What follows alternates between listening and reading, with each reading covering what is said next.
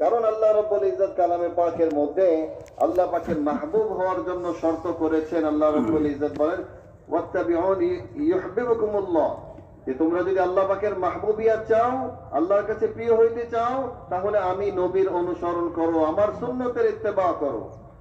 হযরত মাওলানা ইলিয়াস সাহেব রাহমাতুল্লাহি আলাইহিকে আল্লাহ তাআলা ওই সুন্নতের ইত্তেবার বদৌলতে বড় মাহবুবিয়াত দান করেছিলেন।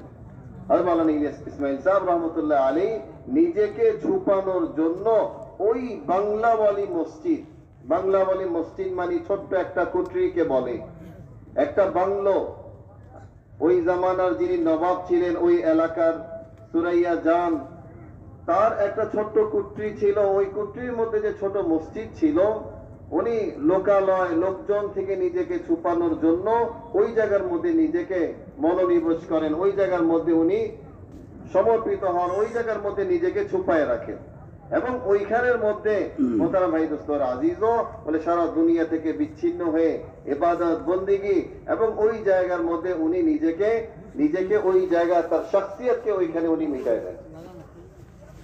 नवाब सुरैया जहाँ ये समधी होते थे, आखिरी बादशाह जो हिंदुस्तान के गुजरे हैं, मुसलमान बादशाह गुजरे हैं, उनके ये समधी होते हैं। जब मुल्क के ऊपर अंग्रेज का तसल्लुत हो गया और पूरे मुल्क पर अंग्रेजी हुकूमत कायम हो गई, तो उस जमाने के अंदर नवाब सुरैया जहाँ के फांसी का हुक्म अंग्रेजी हुकूमत के अंदर जारी हो गया। नवाब साहब बहुत परेशान, अपने वसाइल को इख्तियार किया लेकिन नाकाम हो गए, और फिर उसके बाद अल्लाह वालों के पास दौड़ना शुरू किया। जामा मस्जिद के पास में एक बुजुर्ग एक अल्लाह वाले रहते थे, उनके पास नवाब साहब गए दुआ के लिए। उन्होंने फरमाया, नवाब साहब कहाँ सारी दुनिया में घूमते फिर रहे हो, कहाँ दुनिया में चक्कर काटते फिर रहे हो, अपने इमाम साहब के पास जाओ, यानी हजरत मौलाना इस्माइल साहब रहमतुल्लाह अलैह के पास जाओ। उन्हीं की दुआ और उन्हीं की तवज्जो की बरकत से अल्लाह ताला तुम्हारी परेशानी को दूर फरमाएगा। যে নবাব সুরাইয়া জা, তিনি ছিলেন দিল্লির শেষ যে সুলতান, তার সৌমন্দি।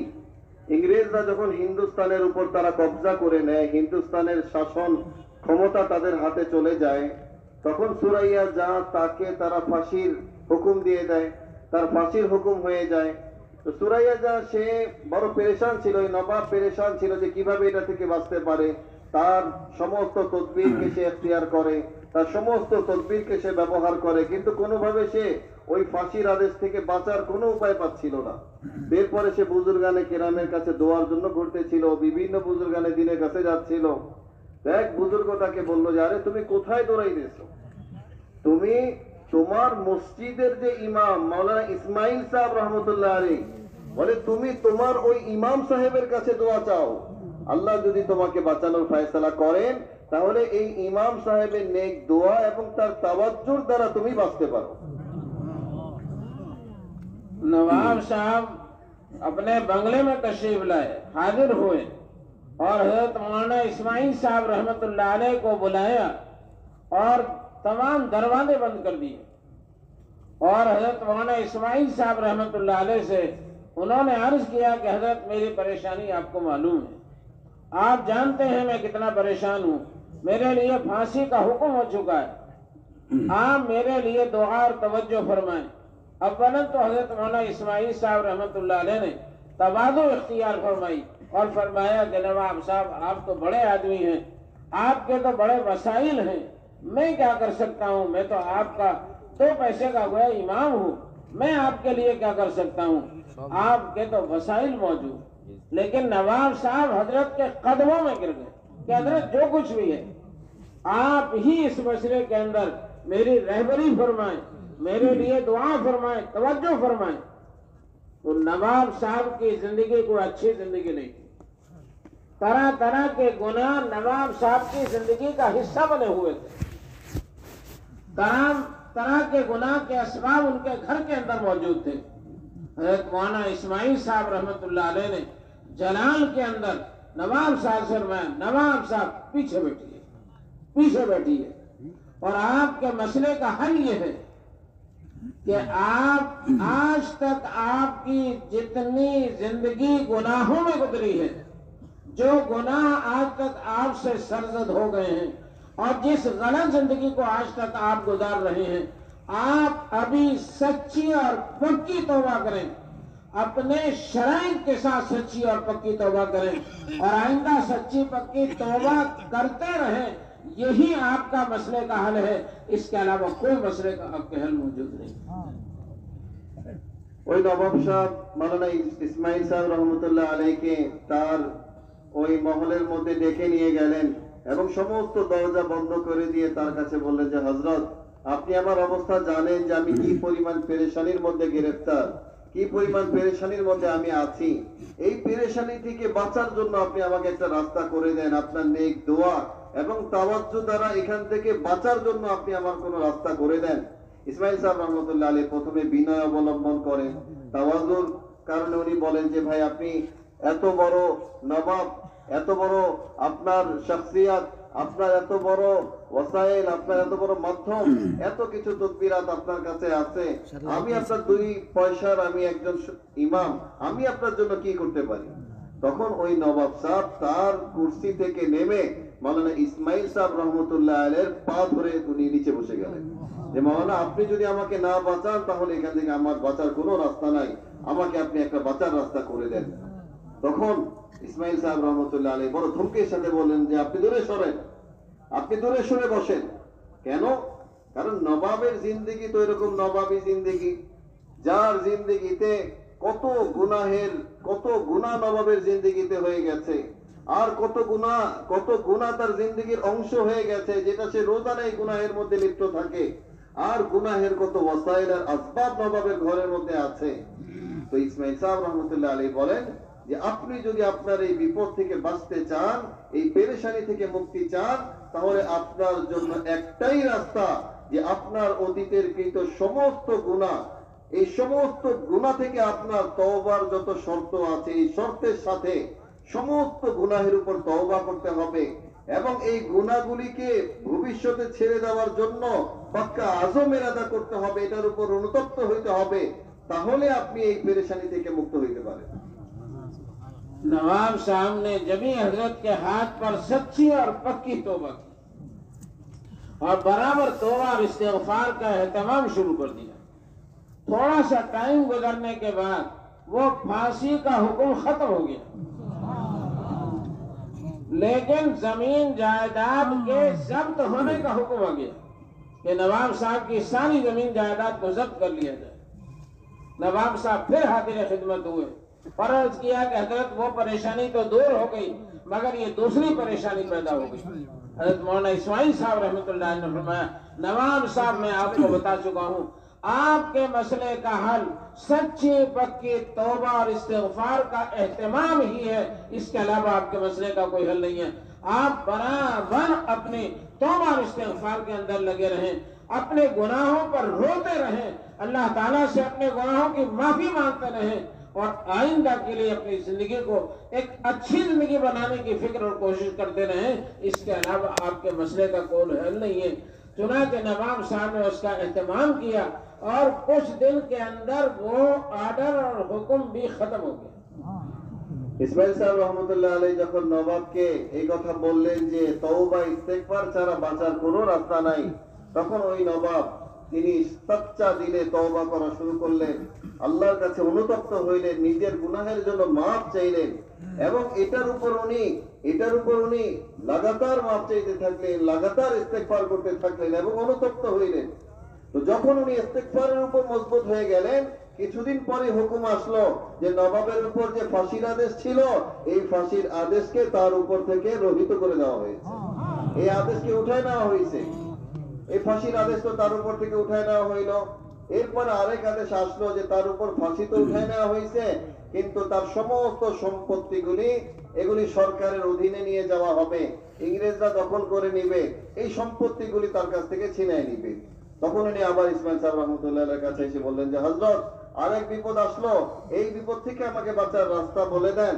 তাহলে বললেন যে নবাব সাহেব, আপনাকে তো আমি আগেই বলেছি, আপনার এই সমস্ত পেরেশানি থেকে বাঁচার রাস্তা একটাই যে আপনার অতীতের গুনাহের উপর আপনাকে অনুতপ্ত হইতে হবে, আপনাকে তওবা করতে হবে, নিজের গুনাহের দিকে আর ফিরে না যাওয়ার জন্য আপনার দিলের মধ্যে সচ্চা পাক্কা ইরাদা বানাইতে হবে, আর সামনের জিন্দেগি সুন্দর বানাইতে হবে, দিন মোতাবেক জিন্দেগি বানাইতে হবে। আপনি যদি প্রকৃত অর্থে আল্লাহর কাছে অবনত হন, আল্লাহর কাছে নত হন, তাহলে ওই আল্লাহ এই ইস্তেগফারের দ্বারাই আপনার রাস্তা করে দিতে পারেন, আপনার বিপদ মুক্ত করতে পারেন। নবাব যখন এটার উপর মজবুত হয়ে গেলেন, বারবার ইস্তেগফার করতে থাকলেন, ইস্তেগফারের উপর উনার জিন্দেগি উঠাইলেন। এরপর উনি শুনলেন কিছুদিন পরে আবার তার কাছে হুকুম আসলো যে তার সম্পত্তি সরকার দখল করার যে ফয়সালা হয়েছিল, এই ফয়সালাও আল্লাহর মেহেরবানিতে এই ফয়সালাও উঠাই নেওয়া হয়েছে। जब नवाब साहब के साथ ये सूरत हाल पेश आ गई तो पूरी दिल्ली में शोर हो गया, पूरी दिल्ली में शोर हो गया, दूर दूर तक शोर हो गया, मशहूर हो गई बात कि हजरत मौलाना इस्माइल साहब रहमतुल्लाह अलैह ने नवाब साहब को कोई वजीफा बता दिया, उस वजीफे की बरकत से नवाब साहब बच गए। ये दिल्ली में शोहरत हो गई।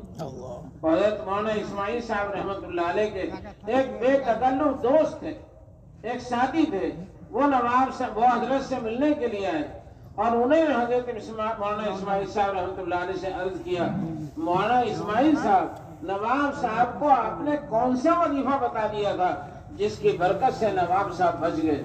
हजरत मौलाना इस्माइल साहब रहमतुल्लाह अलैह ने फरमाया, मैंने नवाब साहब को कोई वजीफा नहीं बताया, मेरे सामने तो कुरान करीम की ये आयत थी, वमा कानल्लाहु लियुअज़्ज़िबहुम व अंत फ़ीहिम वमा कानल्लाहु मुअज़्ज़िबहुम व हुम यस्तग़फ़िरून। इस आयत के अंदर अल्लाह ताला ने अल्लाह के आज़ाब से बचने के लिए जो गुनाहों की वजह से आते हैं, नाफरमानियों की वजह से आते हैं, हुक्म अदूलियों की वजह से आते हैं, उससे बचने के दो रास्ते कुरान करीम ने बताए हैं।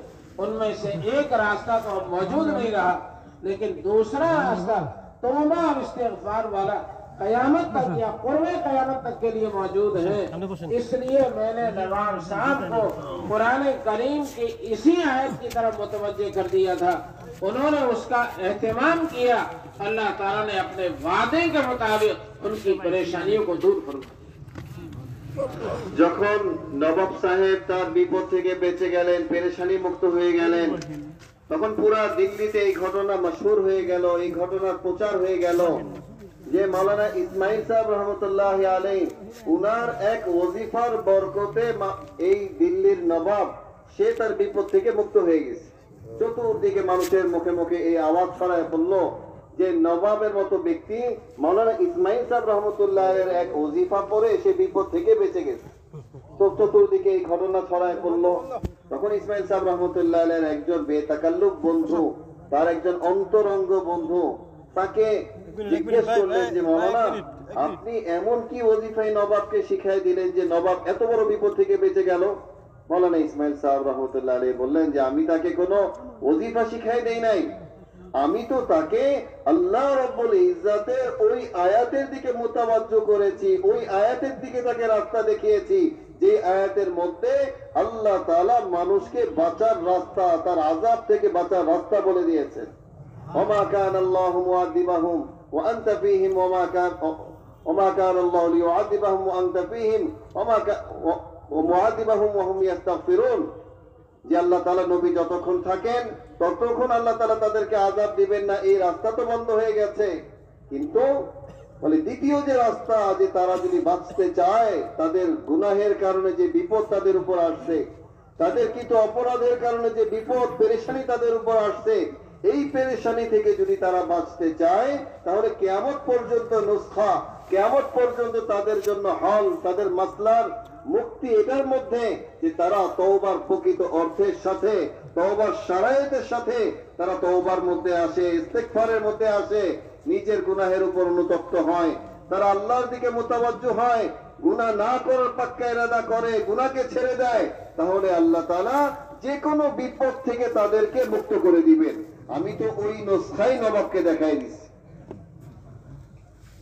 तौबा और इस्तिग़फ़ार ये अल्लाह ताला की बड़ी नेमत है, इस उम्मत को हासिल है। और क़ुर्ब क़यामत तक ये दरवाजा खुला हुआ एक दरवाजा है बाबु तौबा के नाम से। आसमानों के ऊपर एक दरवाजा है जो क़ुर्ब क़यामत तक के लिए खुला हुआ है। एक दिन आएगा क़ुर्ब क़यामत के अंदर कि सूरज बजाय जानिब मशरिक़ से निकलने के जानिब मगरिब से तुलू करेगा। अगरचे सूरज का जानिब मशरिक़ से रोजा न निकलना ये भी अल्लाह ताला की कुदरत की बहुत बड़ी निशानी है। ये अल्लाह ताला की कुदरत की कोई मामूली निशानी नहीं है। लेकिन अल्लाह ताला क़ुर्ब क़यामत के अंदर एक दिन अल्लाह ताला ऐसा लाएंगे जिसमें मशरिक़ की बजाय जानिब मशरिक़ से सूरज तुलू होगा। लेकिन उस रोज एक बड़ी परेशानी ये पैदा हो जाएगी, एक बड़ी नेमत से गया महरूम ये हो जाएगी कि उस दिन तौबा के दरवाजे को बंद कर दिया जाएगा। मेरे भाई दोस्तों, তওবা এবং ইস্তেগফার এটা আমার আপনার জন্য বহুত বড় এক নিয়ামত, আল্লাহ পাকের পক্ষ থেকে অনেক বড় এক রহমত। বলে তওবা এবং ইস্তেগফারের জন্য আল্লাহ পাক কিয়ামত পর্যন্ত উম্মতের জন্য এই রাস্তাকে খোলা রেখেছেন। কিয়ামতের আগ পর্যন্ত আল্লাহ রাব্বুল ইজ্জত মানুষের গুনাহকে মাফ করা, মানুষের তওবা ইস্তেগফারের মাধ্যমে বিপদ পেরেশানি থেকে মুক্ত হওয়া, এটার রাস্তাকে আল্লাহ তাআলা খোলা রাখবেন। মেরে ভাই দোস্ত, বলে এই তওবা ইস্তেগফারের জন্য আসমানের মধ্যে একটা দরজা থাকে। আল্লাহ তাআলা কিয়ামতের আগে বলে এই দরজাকে বন্ধ করে দিবেন। আজকে যেমন সূর্য পূর্ব দিক থেকে উঠছে, পশ্চিম দিকে সূর্য অস্ত যাচ্ছে, কিয়ামতের আগে একদিন এমন আসবে যখন সূর্য পূর্ব দিকের পরিবর্তে পশ্চিম দিক থেকে সূর্য উদিত হবে। এখন বলেন যে সূর্য পূর্ব দিক থেকে ওঠা এটাও যদিও আল্লাহ পাকের অনেক বড় এক নিদর্শন, এটাও যদি আল্লাহ পাকের কুদরতের অনেক বড় এক ইজহার, অনেক বড় এক নিদর্শন, কিন্তু আল্লাহ রাব্বুল ইজ্জত কিয়ামতের আগে ওই সূর্যকে পশ্চিম দিক থেকে যখন ওঠানো শুরু করবেন, ওই সময় মানুষের জন্য এই রাস্তা বন্ধ হয়ে যাবে।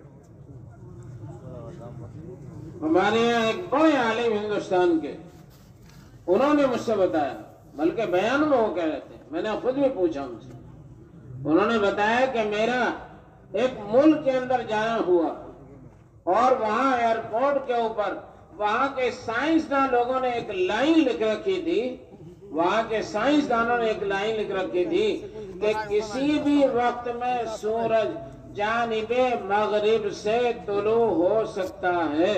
ये बात वहाँ के साइंसदान हजरात ने एयरपोर्ट के ऊपर एक लाइन लिख रखी है कि किसी भी वक्त के अंदर सूरज जानिबे मगरिब से तुलू हो सकता है। बल्कि भाई साइंसदान ये कह रहे हैं कि सूरज ने जानिबे मशरिक़ से तुलू होने के लिए ट्रेन लेना शुरू कर दिया है, उस तरफ को मुड़ना शुरू कर दिया है। तो बहरहाल जो बात आज के साइंसदान 1400 साल के बाद में एक वहम और ख्याल के दर्जे में ये बात मान रहे हैं कि सूरज किसी भी वक्त में जानिब मगरिब से तुलू हो सकता है, हजरत मोहम्मद सल्लल्लाहु अलैहि वसल्लम ने 1400 साल पहले उसकी खबर दे दी। আর বলেন যে হিন্দুস্তানের বড় একজন আলেম যাকে আমি জিজ্ঞেস করেছি এবং তার বয়ানাতে আমি নিজেও এটা শুনেছি, পরে তাকে আবার আমি জিজ্ঞেস করেছি, উনি এই কথা বলেন যে আমি এক দেশে সফর করতে গেলাম, তো ওইখানে যাওয়ার পরেই ওই দেশে আমি এই লেখাটা পেলাম যে ওইখানে লেখা ছিল যে সূর্য যে কোনো সময় পূর্ব দিকের পরিবর্তে পশ্চিম দিক থেকে এটা উদিত হওয়া শুরু হইতে পারে, যে কোনো সময় শুরু হইতে পারে। এবং তারা এটা লিখছে যে এই সূর্য পশ্চিম দিক থেকে উদিত হওয়ার যে কার্যক্রম এটা অনেকটাই বাস্তবায়নের পথে, যে সূর্য যেভাবে মোড় নিচ্ছে এক সময় এটা পশ্চিম গগন থেকে উদিত হবে। আজকের সায়েন্স বিজ্ঞানীরা যে কথা তাদের ধারণার উপর বলছে, যে কথাকে তারা অনুমান করে বলছে, 1400 বছর আগে জনাবে মুহাম্মদুর রাসূলুল্লাহ সাল্লাল্লাহু আলাইহি ওয়াসাল্লাম স্পষ্ট এবং অত্যন্ত পরিষ্কার ভাবে আমাকে আপনাকে জানিয়ে দিয়ে গেছেন মেরে মোহতারাম ভাই দোস্ত, যে এক সময় ওই দিন আসবে যখন সূর্য পশ্চিম গগন থেকে উদিত হবে। तो आज हम लोग गुनाहों की जिंदगी गुजार रहे हैं, नाफरमानियों की जिंदगी गुजार रहे हैं और पूरी उम्मत गुनाहों के अंदर मशहूर लगी हुई है। 90-95% मस्जिदों से दूर है, नमाज के फर्ज से गाफिल हैं और दूसरे फराइज से गाफिल हैं। उम्महातुल अकाइद उम्मत के अंदर से मिटते चले जा रहे हैं। ऐसे हालात के अंदर तौबा और इस्तिग़फ़ार को आम करने का और रास्ता, ये दावत और तबलीग की जो सादा मेहनत है, जो निज़ामुद्दीन से वहाँ की निगरानी में अल्लाह के फजल और करम से आज भी पूरी दुनिया के अंदर चल रही है। बहुत सारी जमातें हमारे हजरात उलमाए किराम की, बहुत सारी जमातें दूसरा साल लगाकर, रात ही हमारे इज्जत फरमा रहे थे कि 42 जमातें हजरात उलमाए किराम की वक्त लगाकर, दूसरा साल लगाकर हिंदुस्तान वापस आ चुकी हैं। और इसके अलावा 122 जमातें हैं हजरात उलमाए किराम की, जिनमें बड़े बड़े उलमा हैं, जो सिहाए सित्ता के पढ़ाने वाले, बुखारी शरीफ के पढ़ाने वाले, मुस्लिम शरीफ के पढ़ाने वाले और दूसरी बड़ी बड़ी किताबों के पढ़ाने वाले, ऐसे बड़े बड़े उलमा बड़ी तादाद के अंदर उन जमातों के अंदर मौजूद हैं। दूसरे मुल्कों के अंदर और मुल्कों के अंदर 122 जमातों के बारे में हज़रत रात फरमा रहे थे कि वो इस वक्त गोया निकले हुए हैं और या करीब के अंदर निकलने वाले हैं। तो अल्लाह के फजल करम से पूरे आलम के अंदर एक मेहनत और एक काम चल रहा है। इसलिए पूरी दुनिया के अंदर पूरी उम्मत तौबा की तरफ मुतवज्जे हो जाए, इस्तिग़फ़ार की तरफ मुतवज्जे हो जाए, अपने गुनाहों को छोड़कर इताअत की जिंदगी गुजारने वाली हो जाए, फरमा बरदारी की जिंदगी गुजारने वाली हो जाए, इत्तिबाए सुन्नत और शरीयत के ऊपर पूरी उम्मत आ जाए। इसके लिए जो अमूमी मेहनत है वो दावत की मेहनत के अलावा हमारे इल्म के एतबार से कोई और मेहनत दुनिया के अंदर मौजूद नहीं है। इसलिए उस उम्मत इस मेहनत को आम करना और इस मेहनत के तकाज़ों पर जमना और इस मेहनत के तकाज़ों को पूरा करने की अपने मुल्क के एतबार से, आलम के एतबार से हजरत मोहम्मद सल्लल्लाहु अलैहि वसल्लम आलमी नबी हैं और हम आलमी नबी की आलमी उम्मत हैं। इसलिए हजरत मोहम्मद सल्लल्लाहु अलैहि वसल्लम के पैगाम को, पूरे दीन को पूरे आलम के अंदर लेकर चलना फिरना और पूरी दुनिया में उसे आम करने की जद्दोजहद और कोशिश करना, उसके लिए अल्लाह ने ये एक मुबारक मेहनत अता फरमाई है। इसके तकाज़े हैं, आलमी तकाज़े हैं, मुल्की तकाज़े हैं, पूरी दुनिया के एतबार से तकाज़े हैं। हमें उन तकाज़ों के ऊपर अपने आप को डालना, ये हमारी सआदत है, हमारी नेक बख्ती है, हमारी दुनिया और आखिरत की भलाई का जरिया है। इसलिए हमें मजबूत इरादे और मजबूत नीयतें करनी चाहिए पूरे आलम के एतबार से, पूरे मुल्क के एतबार से, कि हम इस काम को अपना काम बनाकर जिंदगी गुजारेंगे। जैसे हजरात साहब इकराम ने इसे अपना काम बनाया था, इसे अपना मकसद जिंदगी बनाया था। इसलिए हजरत इमाम मालिक रहमतुल्लाह अलैह के फरमाने के मुताबिक ज्यादा से ज्यादा 15,000 सहाबे इकराम वो हैं जिनकी कब्रें हरमैन शरीफैन और उसके अतराफ के अंदर मिलती हैं। इसके अलावा 1,10,000 कमोबेश हजरात सहाबे इकराम का ये मुकद्दस मजमा, मुकद्दस तरीन मजमा, अंबिया अलैहिस्सलाम के बाद इससे ज्यादा मुकद्दस मजमा न कभी वजूद में आया, न कयामत तक कभी वजूद में आ सकता है। ये पूरे आलम के अंदर दावत इल्लाह की मेहनत को इज्तिमाइयत के साथ, मशवरे के साथ, उसूलों के साथ लेकर पूरी दुनिया के अंदर फैला और पूरी दुनिया में उनकी खबरें बन गई। इसी तरह से इस रास्ते को हमें अपनाना और हमें अख्तियार करना ये इस जमाने के अंदर जरूरी है, ताकि हज़रत मोहम्मद सल्लल्लाहु अलैहि वसल्लम का जो मुबारक दीन है, मुबारक मेहनत है, पूरे आलम के अंदर वजूद में आ जाए और पूरी उम्मत जहन्नम से बचकर जन्नत के रास्ते पर चलने वाली हो जाए। इसके लिए हमें मजबूत इरादे, ठोस इरादे और नियतें हमारे उलमाए किराम को भी और हमारे अवाम व खवास सभी हजरात को करनी चाहिए। इसके लिए हम नियतें करें, इरादे करें कि इंशाअल्लाह हम इसकी पूरी कोशिश करें इंशाअल्लाह। আর বলেন মেরে মোহতারাম ভাই দোস্ত, আজকের এই দুনিয়ার মধ্যে যদি আমরা তাকাই, মুসলমানের জিন্দেগির মধ্যে যদি আমরা তাকাই, সারা দুনিয়াটা নাফরমানির সাইলাব, সারা দুনিয়ার মধ্যে সারা দুনিয়া বেঁচে যাচ্ছে না মেরে মোহতারাম ভাই দোস্ত। মানে শুধু গায়ে মুসলমান, মুসলমানের জিন্দেগির দিকে যদি আমরা তাকাই, আজকে মুসলমানের 90-95 ভাগ মুসলমান তারা 5 ওয়াক্ত নামাজের মধ্যে আসে না। কি পরিমাণ নাফরমানির সাইলাব পুরো দুনিয়ার মধ্যে ভেসে যাচ্ছে ভাই দোস্ত আজিজ। এই নাফরমানির কারণে আল্লাহ পাকের যে আযাব দুনিয়ার মধ্যে আসবে, আল্লাহ পাকের যে আযাব আর শাস্তি দুনিয়ার মধ্যে আসার কথা, এটা ঠেকানোর জন্য একমাত্র রাস্তা হচ্ছে ইস্তিগফারকে পুরো দুনিয়ার মধ্যে আম করা, পুরা দুনিয়ার সমস্ত মুসলমানদেরকে ইস্তিগফারের উপর উঠানো, আল্লাহর দিকে ঝুঁকানো, আল্লাহর কাছে কৃত গুনাহের জন্য তওবা এবং ইস্তিগফারের দিকে তাদেরকে মনোনিবেশ করা ভাই দোস্ত। বলেন আজকের এই দুনিয়ার মধ্যে দাওয়াত ও তাবলীগের যে মেহনত মার্কাজ নিজামউদ্দিন থেকে আল্লাহ পাক পুরা দুনিয়ার মধ্যে চালাইছেন, যে মার্কাজ থেকে আল্লাহ তাআলা সারা আলমের মধ্যে এই দাওয়াত ইলাল্লাহর কাজকে চালাইতেছেন ভাই দোস্ত আজিজ। এই তাবলীগের মেহনত ছাড়া ইস্তিগফারকে আম করার দ্বিতীয় কোন রাস্তা আমাদের নজরের মধ্যে নাই, আমাদের এলেমে নাই। যে মেহনতের দ্বারা পুরা দুনিয়ার উম্মত ইস্তিগফারের উপর উঠতে পারে, তওবার উপর উঠতে পারে মেরে ভাই দোস্ত আজিজ। আজকে মার্কাজ নিজামউদ্দিন থেকে ওই তাকাজা পুরা দুনিয়াতে চালানো হচ্ছে যে উম্মত আল্লাহর দিকে ঝুঁকে, উম্মত আল্লাহর দিকে অবনত হয়, আল্লাহর কাছে মাফি চায়। এই জন্য শুধু উমুমি জামাত না, উলামায়ে কেরামের জামাত সারা দুনিয়ার মধ্যে চলতেছে। প্রথম সাল না, দ্বিতীয় সালের জামাত। হযরত বলেন যে হযরত জি নিজামউদ্দিন মার্কাজে বলতেছিলেন যে প্রায় 42টা দ্বিতীয় সালের জামাত, যেখানে শুধু উলামায়ে কেরাম ছিলেন, এক বছর তারা দ্বিতীয় আরেক বছর আরব জাহানের মধ্যে সময় লাগায় তারা হিন্দুস্তানের মধ্যে ফিরে আসছে। এবং উলামায়ে কেরামের আরো 122টা জামাত যারা তৈরি হয়ে চলে আসছে, কেউ তৈরির একদম নিকটবর্তী সময়ের মধ্যে আছে, এরকম আরো 122টা জামাত, যেখানে বড় বড় মুহাদ্দিসিনে কেরাম, বড় বড় মুফাসসিরিনে কেরাম, এদের মতো বড় বড় উলামায়ে কেরাম যেই জামাতগুলির মধ্যে শামিল হয়েছেন।